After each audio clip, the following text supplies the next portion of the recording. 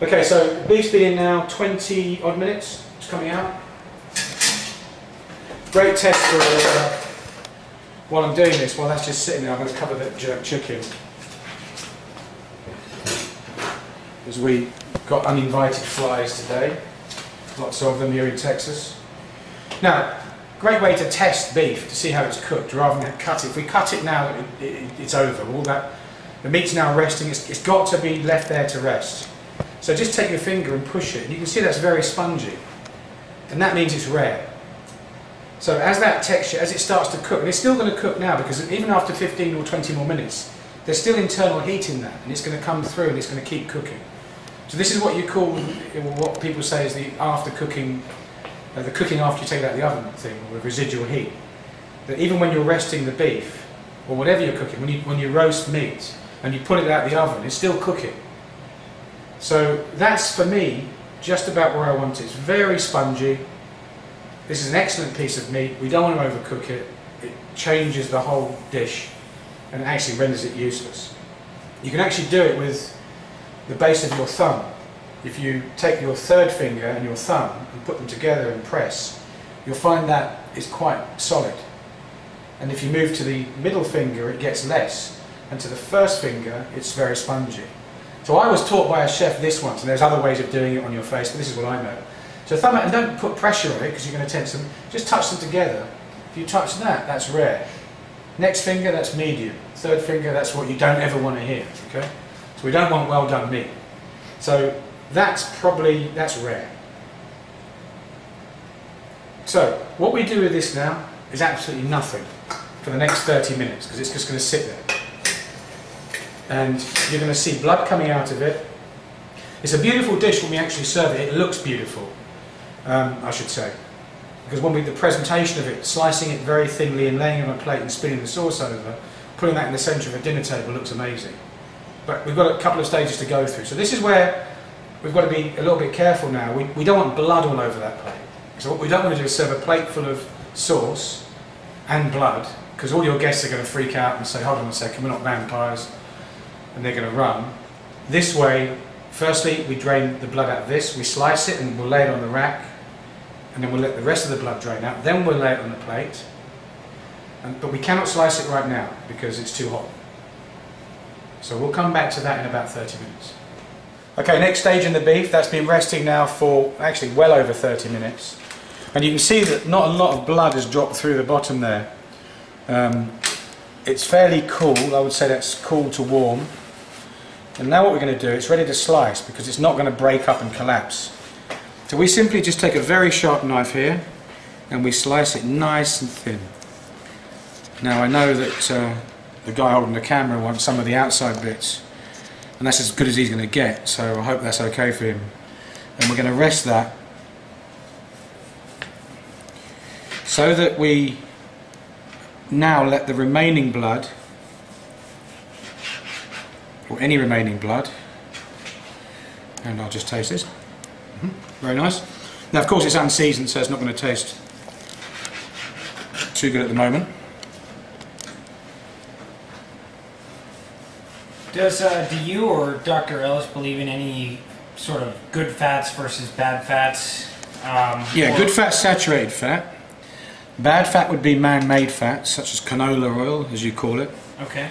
Sunflower, rapeseed, and all this nonsense, because the process of making those oils involves, again, you have to check with Dr. Ellis about the chemical side of it, involves a huge, well, it's a huge chemical process, and you're not really eating fats anymore, you're eating chemicals.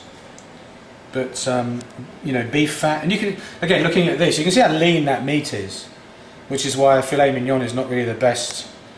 But flavour-wise, that's a very rare piece of beef. But when you see that, that's going to lose some of that blood. It's not going to look as red.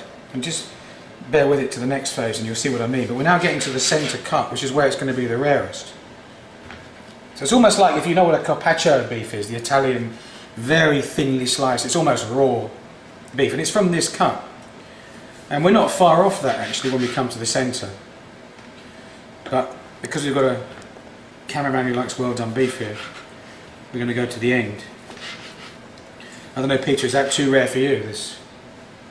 No. No, so you can see, look, as we go to the end, it's medium plus actually. So it's medium but no blood, so this is for Bobby. And I've just got to be careful that... And you can see as I'm carving this, you can see the blood just coming out of it. So I don't want to press it too much. And I'm just going to cut a few more slices. Just enough to fill this tray. So I'll leave it there. And we're going to rest that again for about 10 minutes. We want the rest of the blood to drip through, because when we serve it, what we don't want is a plate full of blood, as we said before. So we'll come and revisit that in about 10 minutes. Okay, final part, serving. So that's rested for about 10 minutes. You can see, look, some of the blood's come off. Actually looks very good, very rare in the middle, less in the outside. And now to serve it.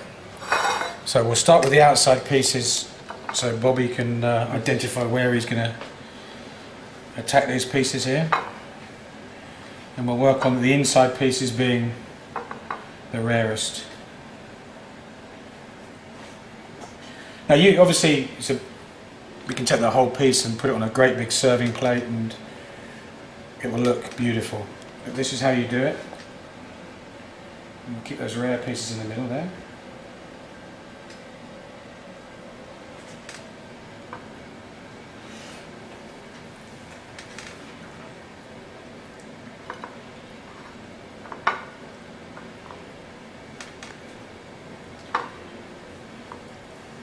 Now you talked about how the body can switch and burn fat as sugar instead of sugar, and this involves ketones. Does that take the 6 months that you were talking about, or can that start sooner? Again, the science, as I understand it, the ketone bodies are a byproduct of fat metabolism. I suppose it's individual as to when it can actually start. I don't know. But okay. For me, it took 6 months, and I didn't really measure that. I just measured the point when I stopped feeling dizzy and Right, you know, yeah. lacked energy. Once I had that energy surge when I trained, Right. so when I could go out and exercise normally on, you know, what I call a extremely low carbohydrate diet, that was the point I knew I'd turn. And it was a struggle during the first 6 months because I was weak, but I wouldn't quit because I read the science and I thought, right, let's just get to the point where this starts to occur. Let's just finish this off. Now there's the sauce. And don't be put off with that oil in there. It's essential for the taste. Let's come to room temperature, and this is what we do. Simple as this. We just spoon that over. And now you've got the saltiness from the soy sauce. You've got the oil. You've got the flavour from the onions, and sorry Mr. Chang, red peppers, not chili peppers. But they, yeah, technically, well, I've only ever cooked this with red chili peppers, seeds or not, depending on how you like the spice. But you can see, look, that looks... Now, imagine that served on a huge, great big serving plate as a centerpiece for your guests. You can see it looks absolutely beautiful. So I'm just going to make sure that... And you want to make sure that every piece is covered, because remember, the beef is unseasoned. So you want to get to that flavour on there. And don't worry about the oil. That adds a lovely little dimension to it. And there it is. There's your flagship low carb product, which we're about to all eat now.